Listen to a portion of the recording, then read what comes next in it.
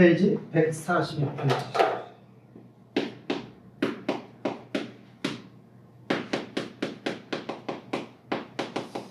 아, 여기 다 암기해야 된다. 야, 신경계 언제 배웠는지는 기억이 나니? 오이, 잘 알고 있네. 중2 때 신경계 배워. 내용이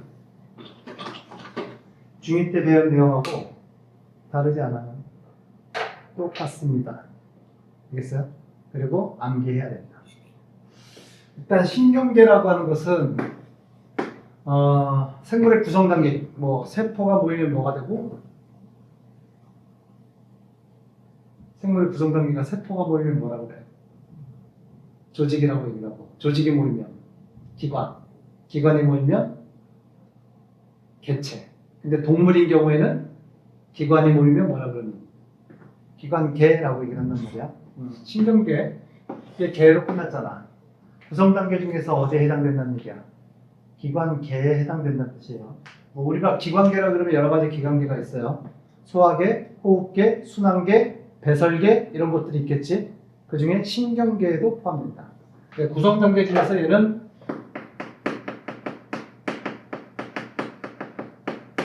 기관계에 해당될 거고요. 신경계는 말 그대로 그냥 신경들의 집단이라는 뜻이에요. 아시겠죠? 우리가 지난 시간에 배웠던 신경세포,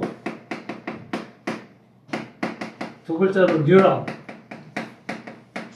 신경세포의 종류가 몇 가지가 있었는데 일단 뉴런의 종류가 몇 가지였어? 세 가지였단 말이야. 뭔 뉴런, 뭔 뉴런, 뭔 뉴런. 일단은 감각 뉴런, 그지? 그리고 연합 뉴런. 그리고 운동 뉴런으로 이루어져 있지. 그리고 감각, 연합, 운동 뉴런을 다른 말로 또 무슨 성 뉴런이라고 표현한다고 했어. 감각 뉴런은 정보를 연합 뉴런한테 보내겠지. 연합 뉴런은 이 전체 뉴런의 중심에 해당될 거 아니야.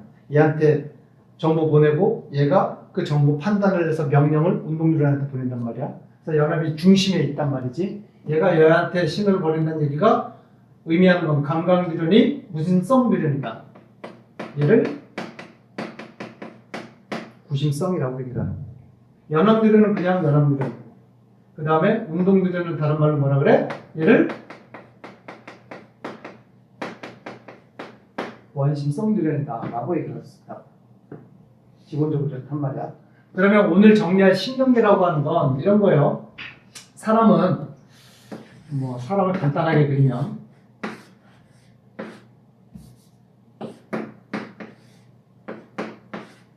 이렇게 그린다 보자.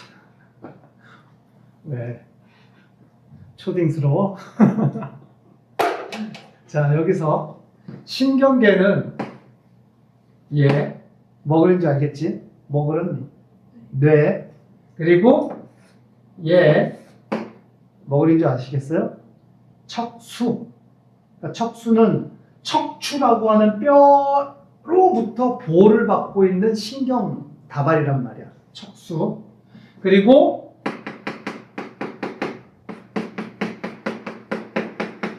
쭉 이렇게 돼 있겠지.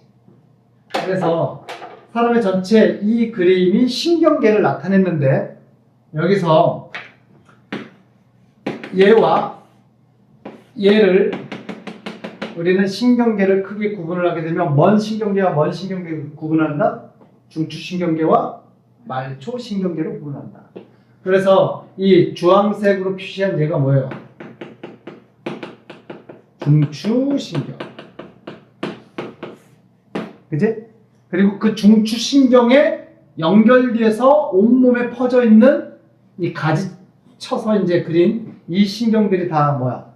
얘를 말초신경이라고 얘기합니다.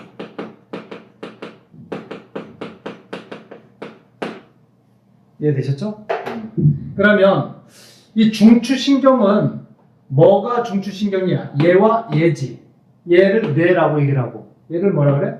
척수. 그래서 중추신경은 다시 분류. 뭐와 뭐를 분류를 한다? 뇌와 척수로 구분을 한다.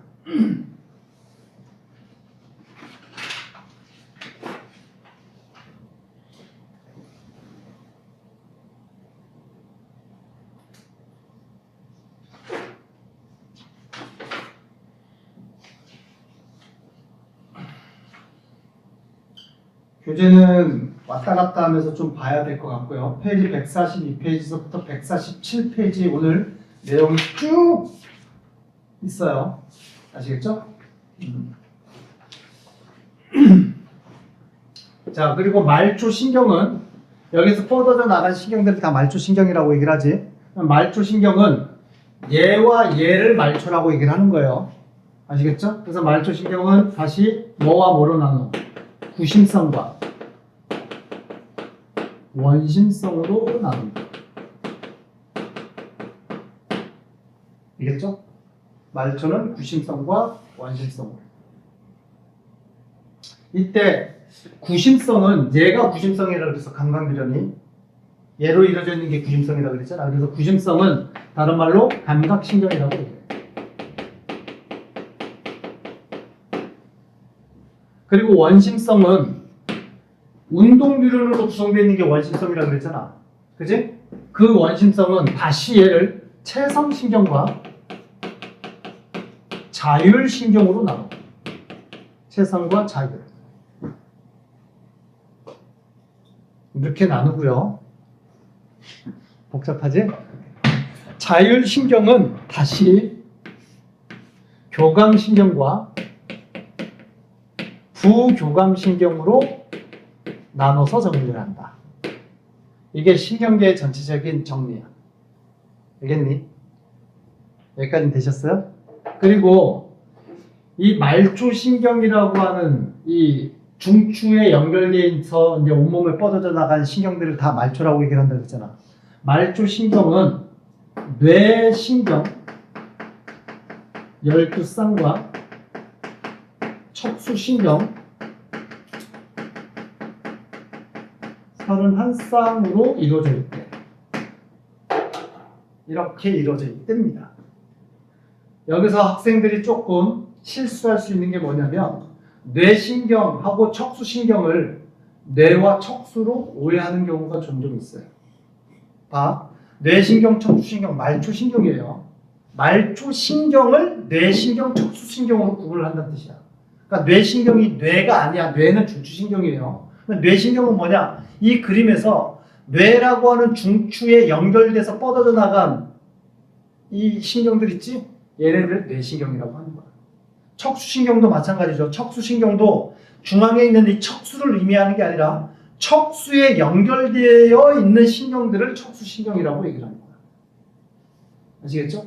그러니까 뭐 비유를 하려면 이런 거야. 쳤어. 피부, 지금 팔에 있는 피부 바로 밑에 있는 신경은 말초신경이야? 중추신경이야? 말초겠지. 중추는 뇌하고 척수라고. 얘 빼고 나머지는 다 말초야. 아시겠어요? 그런데 얘 피부 바로 밑에 있는 신경이 말초신경인데 말초신경 중에서 뇌신경이야? 척수신경이야? 얘가 일단 어디에 연결돼 있겠니? 바로 다이렉트로 뇌로 연결돼 있지는 않잖아. 어디에 연결돼야 돼? 척수에 연결돼 있는 거야. 척수. 이런 걸 이제 척수신경이라고 하는 거야. 이해됐니? 구분이 조금 복잡해졌어요. 여기서 이제 뇌부터 이제 치고 들어가야 됩니다. 뇌. 페이지 이제 몇 페이지 내용이니 뇌. 중추신경의 뇌. 일단 명칭이 좀 많이 바뀌어졌어. 중학교 때 뇌라 그러면 뭐 있었어? 대뇌, 소뇌. 대뇌, 소뇌 끝이야? 간뇌, 뭐 이런 거 있었지? 연수 알지? 그 다음에 중간뇌 이런 거 있었단 말이야. 근데 명칭이 바뀌어가지고 간뇌 없어졌어. 다 한글로 바뀌었어. 간자가 한문으로 무슨 간자야? 사이 간자란 말이야. 그래서 간뇌를 사이뇌라고 바꿨어. 이름이 이렇게 바뀌었어요.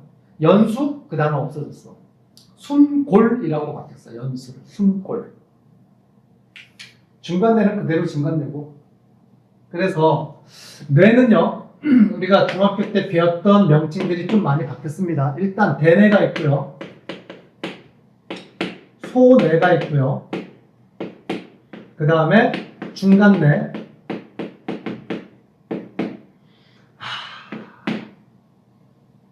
사이뇌.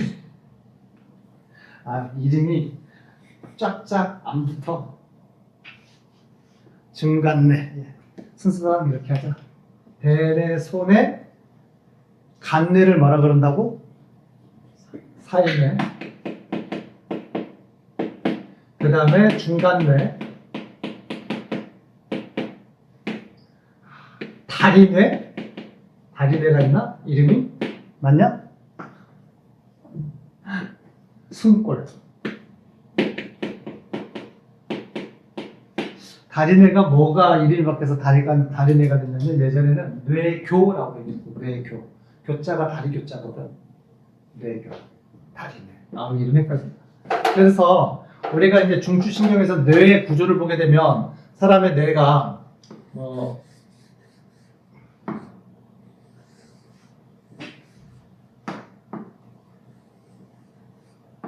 뇌가 이렇게 생겼단 말이야. 요번에는 안 웃네. 요번에 좀 잘 그렸나? 얘가 뭐예요? 얘가 대뇌.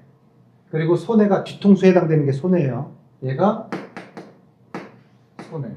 여기를 예전엔 간뇌라고 얘기를 했고요. 바뀐 이름으로는 무슨 뇌? 사이뇌. 아시겠죠? 그리고 소뇌 바로 앞에가 중간뇌.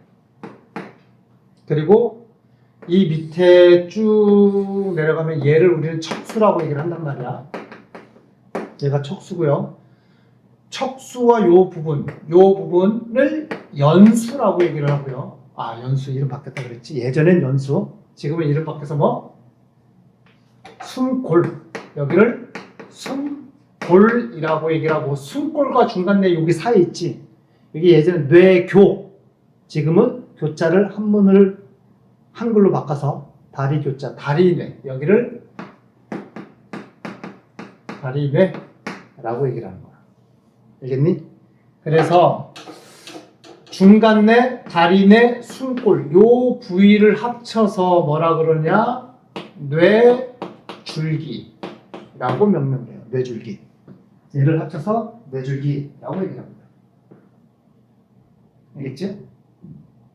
여기 줄기에서 이제 쭉쭉 뻗어져 나간다. 이렇게 생각하시면 됩니다. 중간뇌, 다리뇌, 숨골을 합쳐서 뇌줄기라고 얘기를 하고요.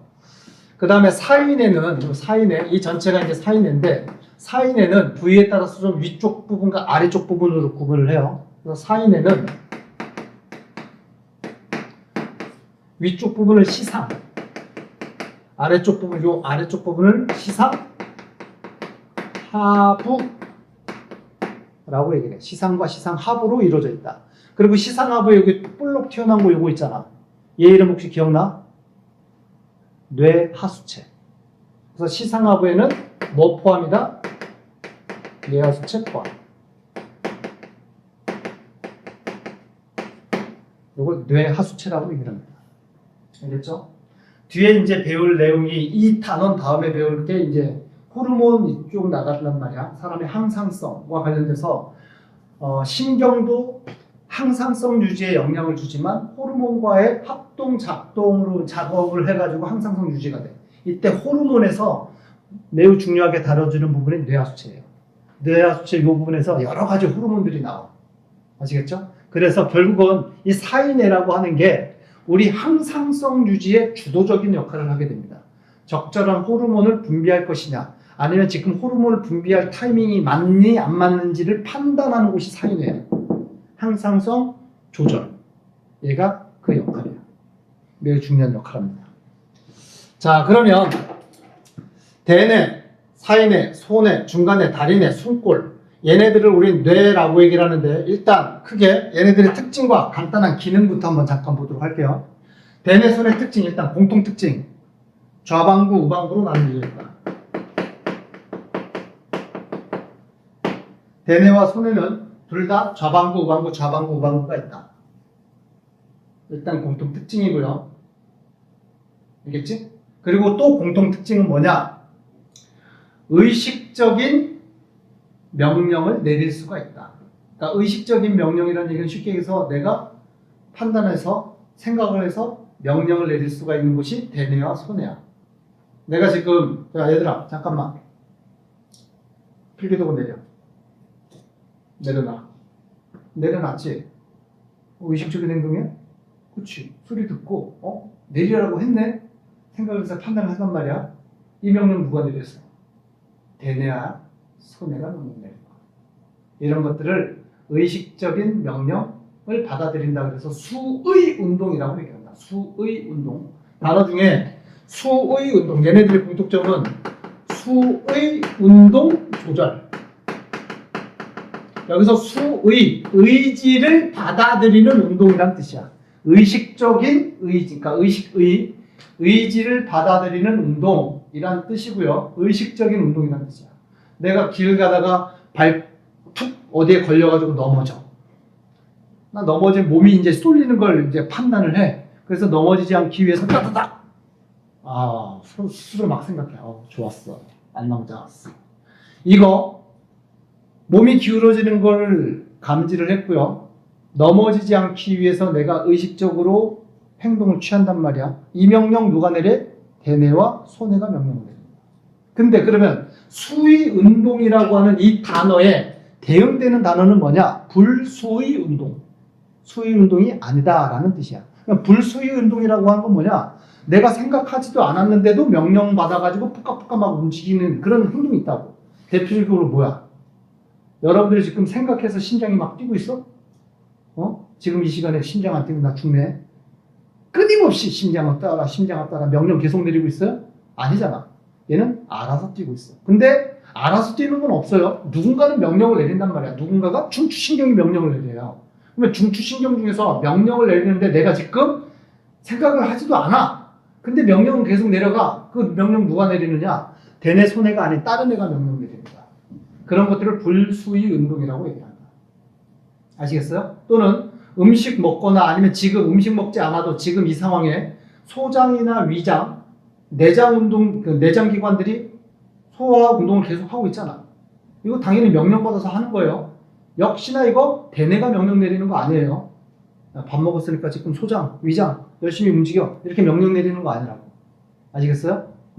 그래서 그런 운동은 불수의 운동이라고 얘기를 하고, 불수의 운동의 주체는 주로 누구냐? 주로 숨골, 척수, 얘네들이야. 얘네들이 불수의 운동의 명령의 주체다. 주로 그렇다는 뜻이에요. 알겠죠? 자, 그러면 일단 대뇌와 소뇌의 공통점을 일단 써놨는데 본격적으로 대뇌 몇 가지 정리하자. 대뇌, 겉질과 속질로 구분을 하고요. 좌방구, 우방구 외에 또 겉에 지질, 겉질, 안쪽 부분을 속질이라고 하는데 겉질, 속질로 구분을 하고 겉질은 회색을 띠고 있다. 그래서 회색질이라고 표현합니다. 속질은 반대로 흰색을 띠고 있어서 백색질이라고 얘기합니다. 그러면 겉에가 회색질인 이유는 뭐냐? 우리가 뉴런의 덩어리가 대뇌, 뇌를 이루고 있는데 이 전체가 다 뉴런 덩어리예요. 그런데 우리 뉴런이라고 하는 게 뭐 이렇게 생겼을 때, 뉴런 하나 이렇게 생겼을 때 이 부위를 우리는 신경세포체라고 얘기를 하잖아. 얘가 많이 밀집되어 있으면 회색을 띠게 되는 거야. 그래서 대뇌의 겉질이 회색질인 이유는 겉부분에 뭐가 분포하고 있기 때문이다. 신경세포체가 분포하고 있기 때문이다. 예.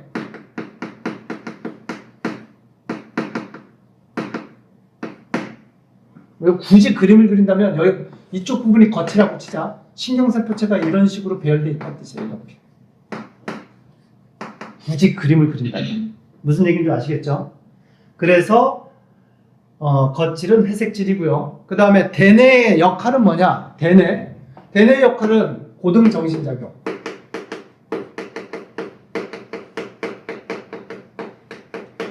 고등정신작용이라 그러면 뭐 인간으로서 동물과 굳이 구별되는 능력이라 그러면 뭐 계산하는 능력, 그지? 언어를 구사하는 능력, 또는 추론하는 능력, 추리, 또는 기억하는 능력 등 이런 것들을 고등정신작용이라고 내가 표현을 한 거고요. 구체적으로는 기억, 언어, 수리 또는 유추, 추리 등을 담당하는 게 대뇌의 역할이고요. 의식적인 행동을 담당하는 게 또 대뇌의 역할입니다. 그리고 대뇌는 감각령, 그냥 이건 외우세요. 연합령, 운동령으로 구분된다. 그러면 감각령, 연합령, 운동령이라는 저 단어의 뜻은 뭐냐면 간단하게 이런 뜻이야. 령자는 얘기는 영역. 감각령은 감각 세포로부터 들어온 신호를 받는 영역. 그럼 연합령은 그 받아들인 신호를 분석하고 판단하는 영역을 연합령. 그런 다음에 판단을 했어. 판단한 다음에 명령 내려야 되겠지. 누구한테? 운동유련한테 명령 내려야 될 거 아니야. 그 운동유련한테 명령을 내리는 영역을 운동령이라고 얘기합니다. 그래서 대뇌는 감각령, 연합령, 운동령으로 구분되어 있고요. 그 다음에 대뇌에 부위가 있단 말이야. 앞, 옆, 뒤 이런 게 앞부분을 예전에는 전두엽이라고 얘기했다고. 근데 이름이 바뀌어서 뭐라고 그러는데 앞에를 이마엽. 143페이지 그림 보게 되면 뇌 구조에 약간 분홍색으로 표기하면 이마엽. 그지? 그 다음에 이 옆에 대뇌의 이 옆쪽 부분을 예전에는 측두엽이라고 얘기했다. 측면. 측두엽이라고 했는데 지금은 이름 바뀌어서 관자엽. 왜? 여기가 관자놀이라고 얘기를 하잖아. 관자놀이. 관자놀이에 있는 대뇌 부분을 관자엽이라고 얘기합니다. 그래서 그렇게 이제 부위별로 다 이름을 다 다르게 붙일 수가 있고요. 각 부위마다 시각 정보를 담당하는 곳, 뭐 언어 부위를 담당하는 곳, 이게 다 특별한 능력이 또 정해져 있어요. 그런 것들을 구체적으로 암기할 필요는 없고, 그렇게 활성화되는 부위가 따로따로 있구나. 보고, 냄새 맡고, 말하고, 기억하고 이런 것들을 활성화가 될 때 활성화되는 영역이 다 정해져 있구나. 이 정도로 알아두시면 됩니다. 되셨죠? 이게 대뇌의 역할이고요.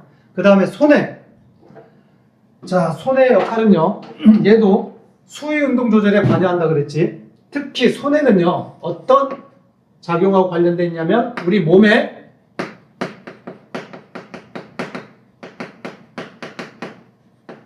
균형을 조절하는 곳이 손해다. 몸의 기울어짐이라든가 회전이라든가 이런 것들이 발생을 했을 때 정상적으로 내 몸을 유지하게끔 명령 내리는 곳이 손해라고 보시면 됩니다. 이해되셨죠? 그 다음에 사인회. 아까 얘기했듯이 사인회에 시상하부에 뇌하수체가 포함되어 있고 후에 이제 이 뇌하수체에서 여러 가지 호르몬이 나온다 그랬고요. 그 호르몬의 작동에 의해서 우리 몸이 항상 일정하게 유지되는 성질을 유지할 수가 있다고. 그래서 사인회는 표현을 하게 되면 가장 중요한 기능이 뭐냐? 항상성 유지.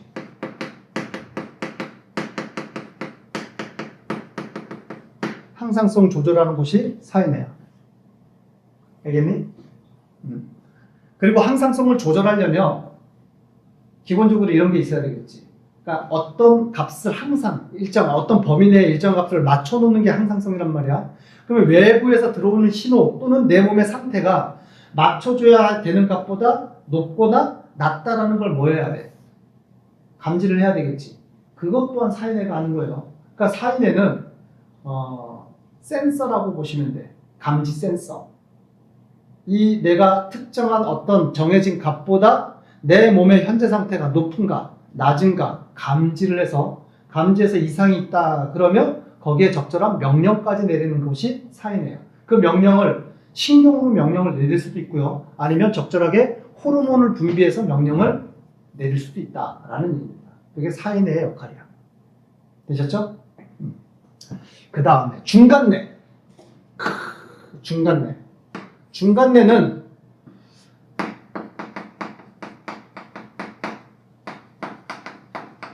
눈운동하고 관련되어 있는 건 중간내야. 눈운동하고 관련되어 있는 거. 이제 눈운동이라고 그러니까 이해되니? 눈운동 그러면 뭐 왼쪽으로 봐, 오른쪽으로 봐, 위로 봐, 아래로 봐. 눈알 돌리는 게 눈운동이겠지? 그지? 그걸 조절하는 게 중간내지, 그지? 근데 아니야. 저기서 눈운동보다는 봐봐. 눈운동이라고 생각하면 이렇게 얘기를 할 수도 있다. 자, 왼쪽으로 눈알을 돌려보세요. 그러면 딱 돌린단 말이야. 오른쪽, 위, 아래 들으면 이제 돌아간단 말이지. 근데 이거는 누가 명령 내릴까? 대뇌가 명령 내릴 거야. 의식적인 행동이잖아. 명령 받아가지고 그 명령이 어떤 의미를 담고 있는지를 파악을 해서 거기에 맞춰서 돌리게끔 내 의지에 의해서 눈을 돌리는 거 아니야. 근데 중간뇌가 하는 것은 중간뇌는 수위 운동 조절을 하는 게 아니라 불수위 운동을 한단 말이야. 그러면 저기서 얘기하는 안구 운동이라고 하는 건 뭐냐면 이런 거야. 자, 너희들도 한번 해봐. 왼쪽 눈은 왼쪽으로, 오른쪽 눈은 오른쪽으로 돌려봐. 동시에. 돼? 안 돼. 되면 이상한 거야. 눈은 한쪽으로 갈 때 같이 움직여. 아시겠어요? 이 같이 움직이게끔 조절하는 게 안구 운동이죠. 이거는 수위 운동이 아니거든. 불수위 운동. 내가 의지대로 한쪽은 왼쪽을 보고 한쪽은 오른쪽을 보겠다고 해가지고 이게 두 개가 이렇게 따로따로 움직일 수가 없다고. 아시겠죠? 또한 안구 운동 조절 중에 뭐가 있냐? 우리가 밝은 곳에 가면 홍채가 어떻게 된대? 그러니까 동공의 크기가 어떻게 된대? 작아져야 돼. 밝은 곳, 빛이 많은 곳에 가게 되면 눈으로 들어오는 빛의 양이 워낙 밝기 때문에 조금만 들어와도 된다고. 그래서 구멍을 좁혀. 반대로 어두운 곳에 가면 동공의 크기가 어떻게 돼야 돼? 커져야 된단 말이야. 어두워. 빛의 양이 적어. 그러면 최대한 많은 빛을 받아들여야 되겠지. 그래서 동공의 크기 조절 또는 홍채 이완 수축을 조절하는 곳이 바로 중간뇌야. 아시겠어요? 이거는 내 의지대로 하는 게 아니잖아. 밝은 곳에 가면 내가 동공 좁혀야지 한다고 좁혀지는 게 아니에요. 자동적으로 해. 그래서 중간뇌는 안구 운동 조절 앤드 홍채 운동. 바로 이거 동공 크기 조절.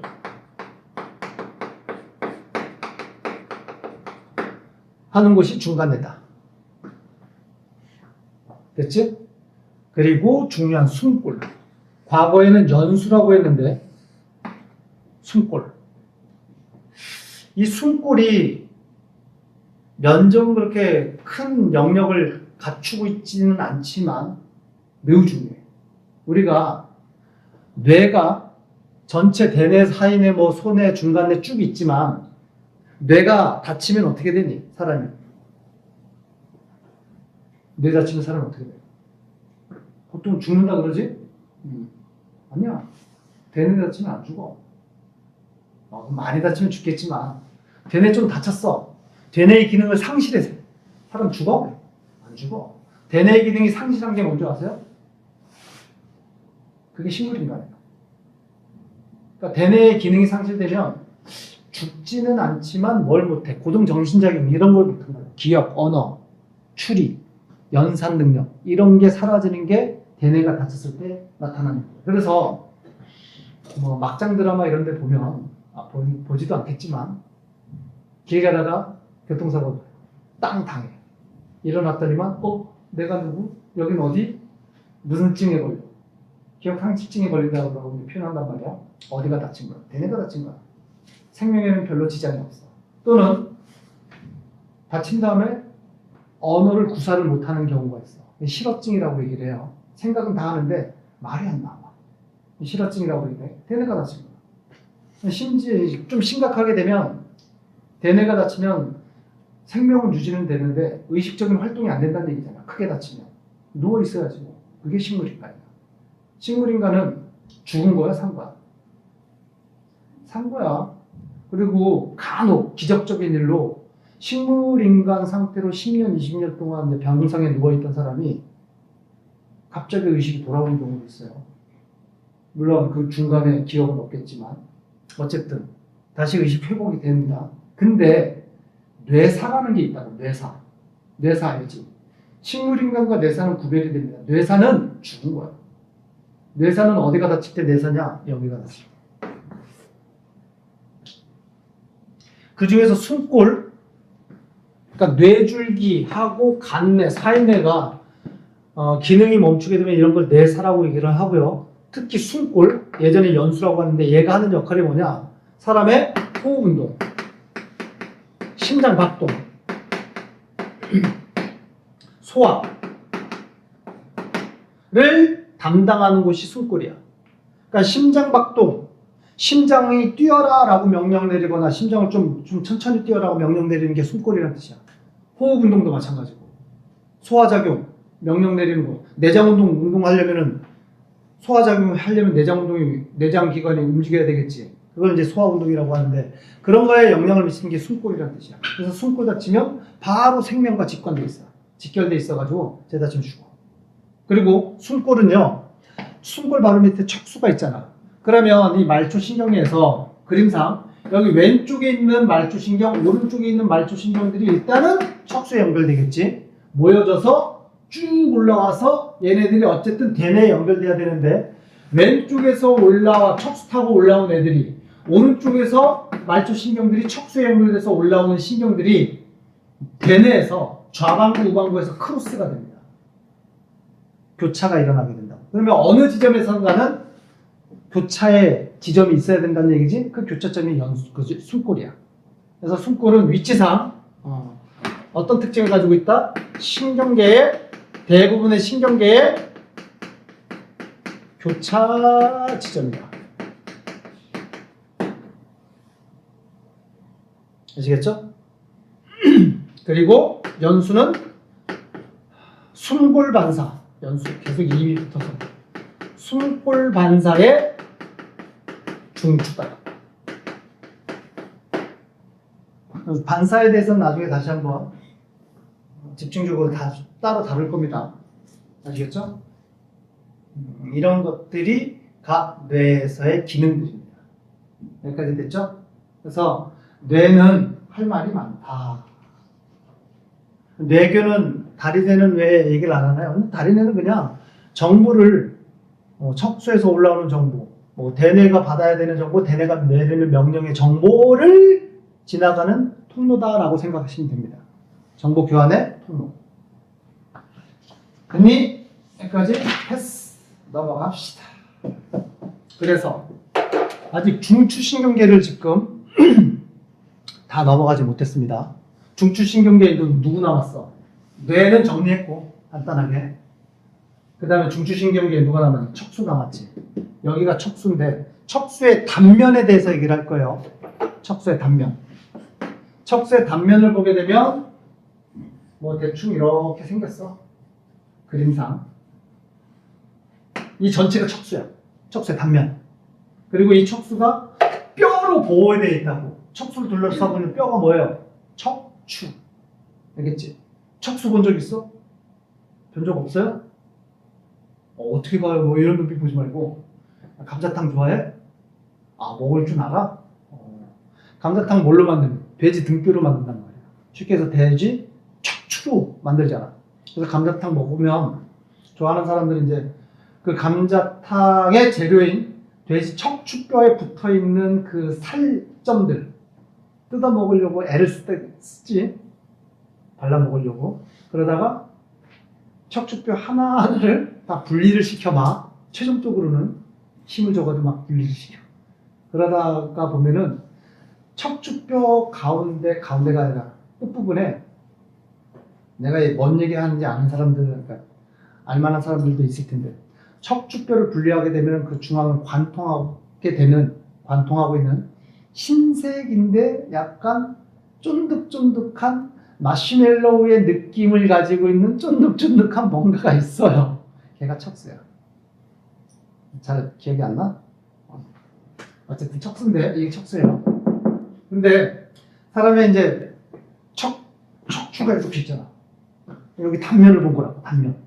척수의 단면을 봤으면 앞쪽, 배 쪽이 있을 거고 등 쪽 있겠지. 현재 그림상 이쪽이 배 쪽이라고 치자. 이쪽이 등 쪽이라고 표기를 할 거예요. 자, 척수는요. 얘도 겉질과 속질이 있어. 척수 전체 바깥쪽이 당연히 겉질일 거고 안쪽이 속질일 텐데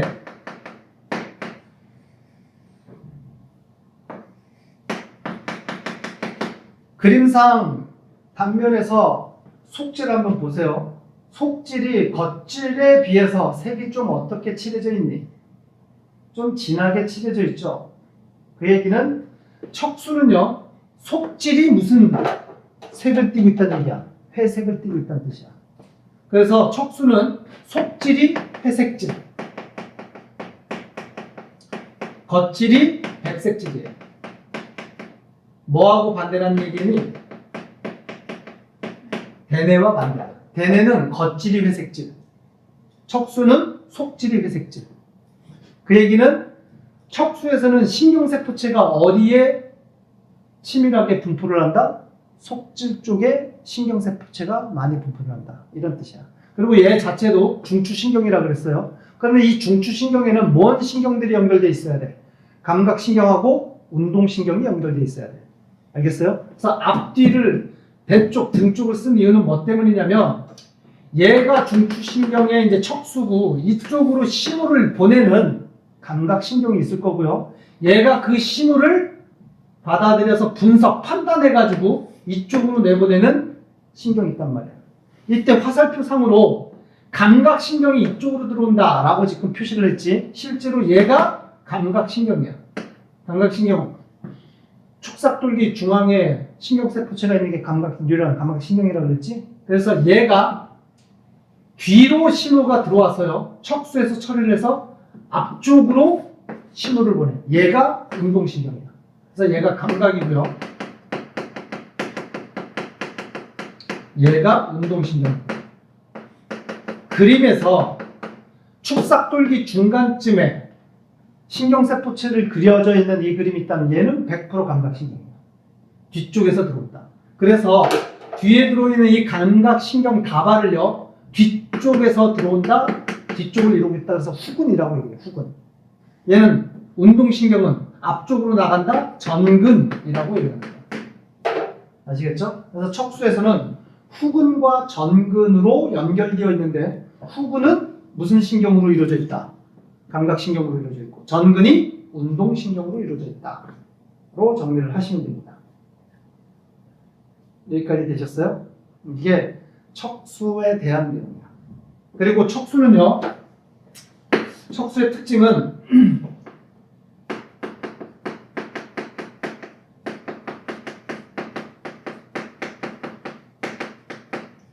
척수 반사의 중추가 되고요. 반사 또 나오네. 아까 숨골 반사가 있다 그랬지? 반사에서 언급되는 게 숨골 반사, 척수 반사, 중간내 반사 이렇게 세 가지 정도가 언급이 되는데 척수 반사의 중추는 당연히 척수가 되는 거고요. 그 다음에 척수는 뒤에 오늘 나오는 내용의 또 핵심이긴 한데 척수는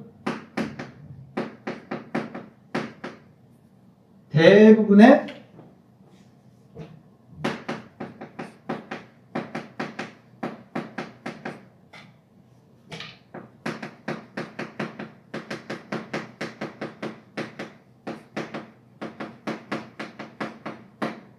교감신경과 연결된 게 척수야. 아시겠죠? 교감, 부교감, 자율신경을 구분을 하게 되면 교감신경, 부교감신경으로 구분을 한다 그랬잖아. 이때 교감신경이 연결되어 있는 곳이 척수입니다. 여기까지는 일단 정리. 끝. 됐니? 자, 크게 구분도 끝났고 그래서 반사에 대해서 조금 언급해요. 반사란 뭐냐? 외부 자극에 대해 무의식적 즉각 반응을 반사라고 얘기해요. 무의식적인 즉각적인 반응 현상이 반사라고 얘기합니다. 그러니까 반사의 장점은 뭐겠니? 만약에 외부 자극이 위험한 외부 자극이었다면 내 몸의 생명이라든가 여러 가지에 위험한 영향을 미치는 자극이었다면 거기에 대해서 즉각적인 반응을 이루는 걸 반사라고 합니다. 따라서 반사의 장점은 뭐예요? 우리 몸이 위험으로부터 빠르게 회피할 수 있는 그런 능력을 보여주는 게 반사적 행동이 되겠지. 그지? 반사에는요, 크게 조건 반사가 있고요, 무조건 반사가 있어요. 보통 일반적으로 우리 반사라고 그러면 대부분은 얘를 얘기를 하는 거예요. 일반적으로 반사! 그러면 무조건 반사를 얘기를 하는 겁니다. 물론 책에는 조건 반사, 무조건 반사라고 언급하지 않았는데 한 단계 더 좀 언급을 한 거예요. 무조건 반사는 선천적. 차이는 뭐냐? 후천적이라는 얘기는 태어났을 때부터 그 시스템 소프트웨어를 가지고 있는 게 아니라는 얘기야. 살아가면서 생기는 걸 후천적이라고 얘기를 합니다. 그 다음에 선천적은 태어나면서 갖추고 있는 능력. 무조건 반사가 선천적입니다. 알겠죠? 조건 반사는 후천적인데 대표적인 조건 반사가 뭐였냐? 대표적인 조건 반사의 예로는 그런 게 있어. 여러분들 파블로프의 개실험이라고 아시나요? 그게 조건 반사.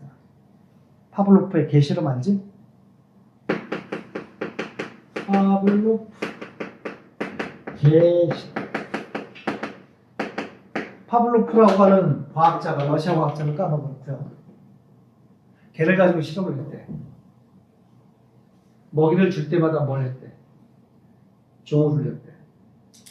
그리고 사람이든 개든 간에 음식물이 혀에 닿잖아요. 그게 뭐 맛있는 음식이든 뭐 맛없는 음식이든 간에 혀에 뭔가가 닿으면 혀에서 뭐가 나오니? 침이 자동적으로 나와요. 이거는 태어나면서 갖추고 있는 능력이야. 그래서 혀에 음식물이 닿았을 때 침이 나오는 건 무조건 반사입니다. 이건 누가 가르쳐 준 게 아니야. 그런데 개를 가지고 실험할 때 일단 먹이를 주는데 먹이를 주면 당연히 먹이 먹으면서 침 흘리겠지. 그런데 먹이 줄 때마다 종을 울려. 계속 몇 날 며칠, 한 달 정도.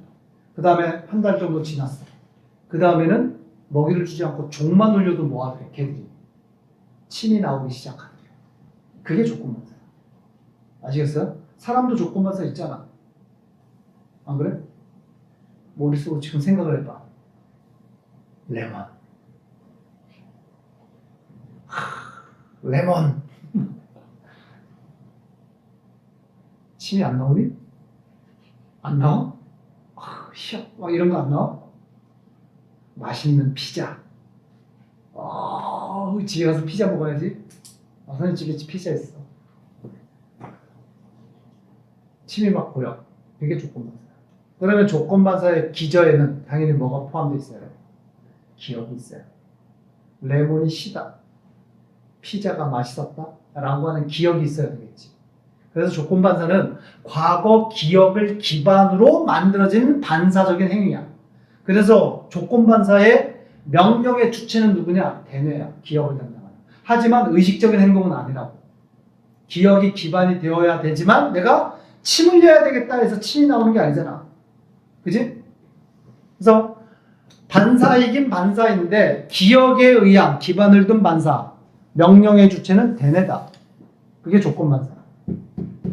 거기에 비해서 무조건반사는 선천적인 반사적인 행동이고요. 무조건반사의 종류에는 대표적으로 숨골반사가 있다고 그랬고요.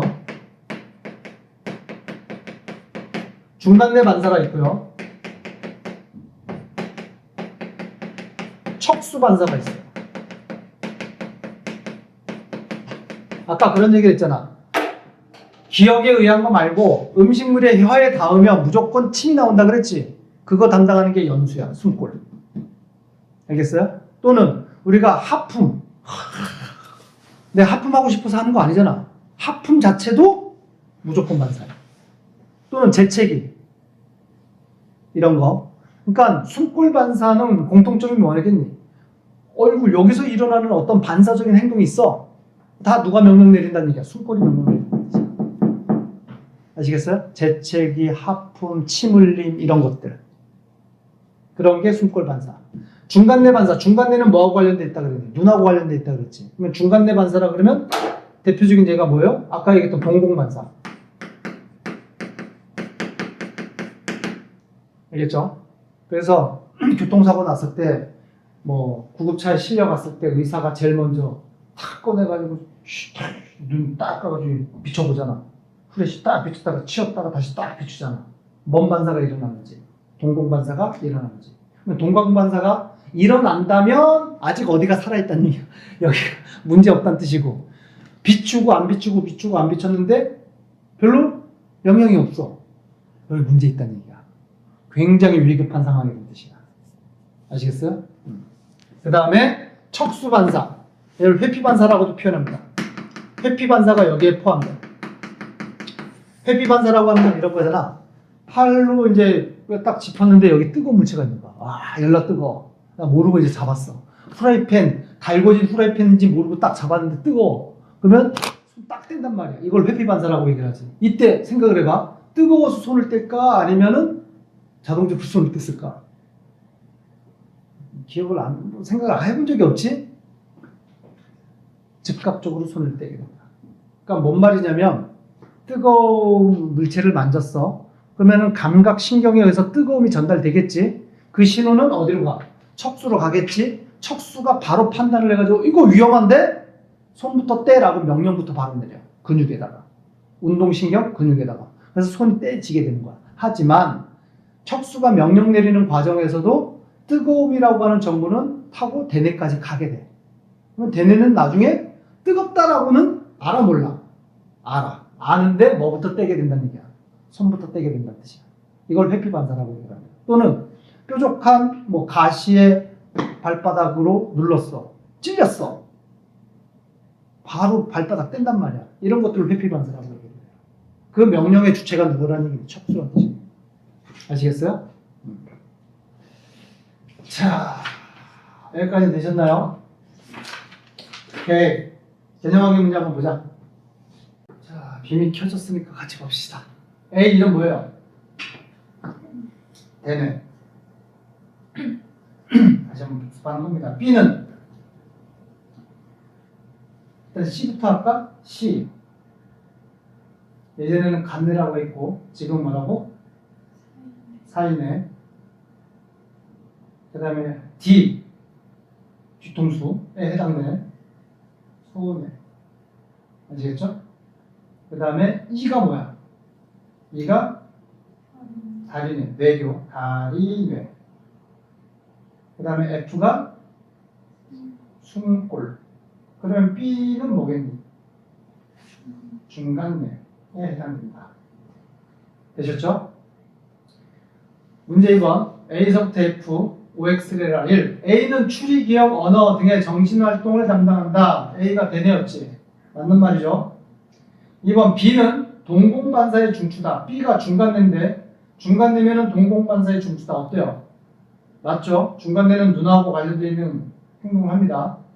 3번. C, E, F는 모두 뇌줄기에 해당된다. 여기서 뇌줄기가 어디니? 요 부위를 뇌줄기라고 얘기를 한다고 했어요. 여기. 그러니까 어디야? 중간뇌, 다리뇌, 숨골. 얘를 뇌줄기라고 얘기한다. 따라서 C, 사유뇌는 뇌줄기에 들어가 안 들어가? 들어가지 않는다. 4번. C는 시상과 시상하부 등으로 구성된다. 사이뇌, 시상, 시상하부. 맞죠? 5번. D는 내분비계의 조절 중추다. D가 어딘데? 소뇌잖아. 소뇌가 내분비계. 내분비계라고 하는 게 뒤에 나오는 호르몬과 관련되어 있는 거예요. 호르몬을 분비하는 걸 내분비계라고 얘기를 합니다. 아시겠죠? 중간뇌가 호르몬하고 조절을 담당하는 중추가 되진 않죠. 중간뇌는 몸의 균형 조절을 한다 그랬어요. 내분비계의 조절 중추는 아까 어디라고 그랬니? 사이뇌예요. 알겠죠? X. 6번. E는 심장박동, 호흡운동, 소화운동을 조절한다. E가 뭐였는데? 다리뇌잖아. 그지? 틀렸죠? 심박, 호흡운동, 소화운동을 조절하는 건 어디야? 숨골입니다. 숨골. 7번. F는 대뇌와 척수를 연결하는 신경의 대부분을 교차하는 지점이다. 숨골이 신경계 교차 지점이라고 했죠? 맞는 말이다. 문제 3번. 대뇌에 대한 설명 OX를 해라. 대뇌 겉질. 대뇌는 겉질이 무슨 질이야? 회색질. 속질이 백색질이고요. 대뇌의 정신활동은 대부분 어디서 일어난다? 겉질에서 일어난다. 회색질에서. 문제 4번. 척수의 단면구조 그리고 겉질, 속질, 전근, 후근을 순서 없이 나타냈다. 그러면 A가 당연히 겉질일 거고요. B가 속질일 거고요. 안쪽이니까. 그 다음에 C는 감각기관하고 연결되어 있는 곳이니까 감각신경이겠지. 그러면 얘를 뭐라 그런다? 후근. D는 근육하고 연결되어 있으니까 운동신경이겠죠. 얘가 전근. 됐나요? 자, 그래서 4번에 1번. 주로 뉴런의 축삭 돌기가 모인 백색질이다. A. 겉질이죠. 2번 신경색 표체가 모인 회색질이다. B. 속질이 될 거고요. 3번 운동신경 다발로 뇌에서 내린 반응 명령을 반응기관으로 전달한다. 운동신경 다발, 전근이 되겠지. 그 다음에 감각신경 다발로 4번은 얘는 후근이라고 얘기를 하면 될 거고요. 문제 5번 손에 뜨거운 곳이 닿았을 때 손을 무의식적으로 떼는 회피 반사의 중추 어디서 명령 내리니?를 물어보는 거예요. 회피 반사의 중추 어디야? 척수가 답이 되겠네요. 되셨나요?